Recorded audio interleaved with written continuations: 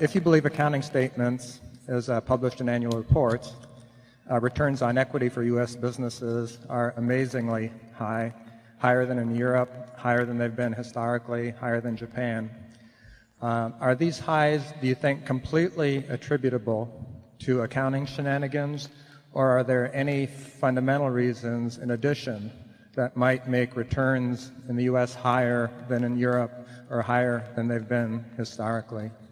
Well, I would say that they certainly, to the extent that American returns have been higher than those around the world, at least in developed countries, I would say that they are not solely due at all to accounting shenanigans. I think that the absence of honest accounting for option costs has been a factor, but American business has done very well,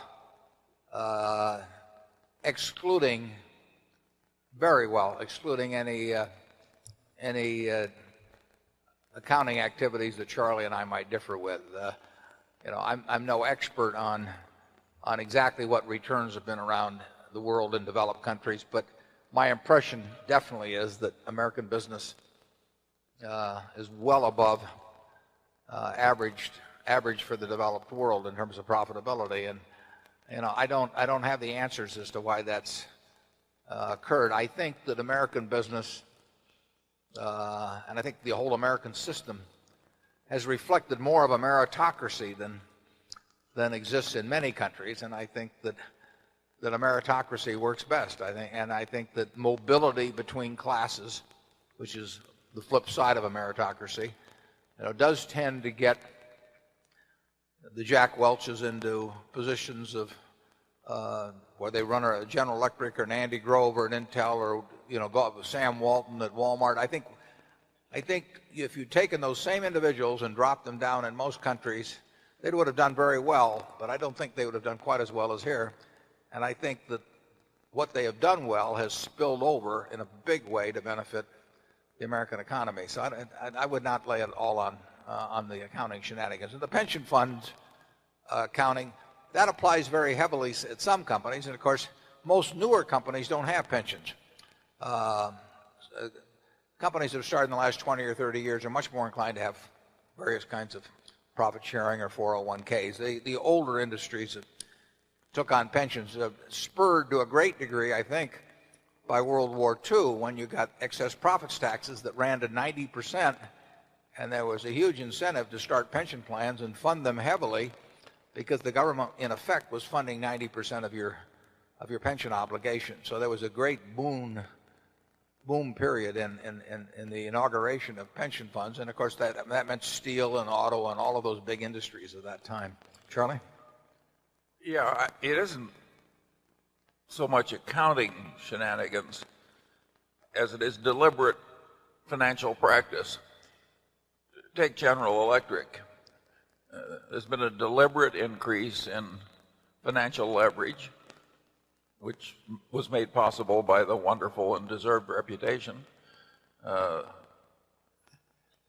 been a deliberate increase in repurchase of stock, which General Electric has done even when they're paying huge multiples of book value.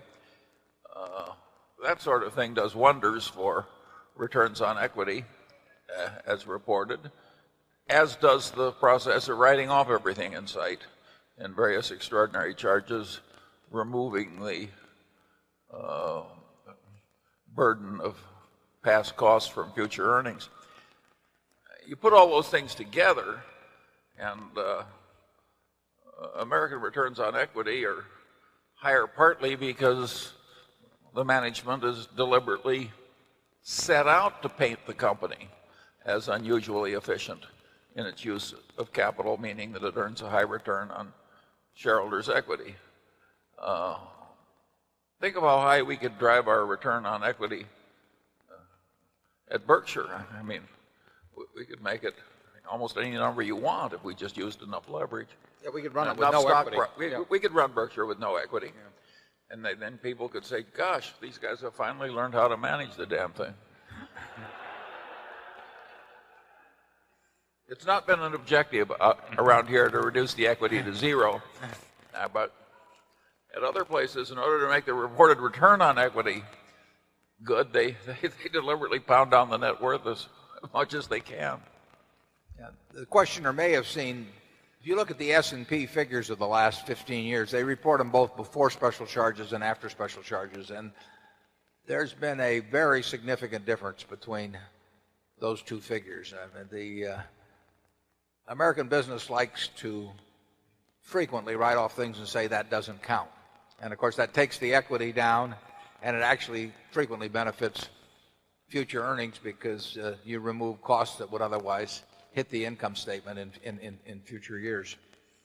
The truth of the matter is you have part of this is shrewd and correct management of the company's financial structure and operations. And part of it can drift into gamesmanship.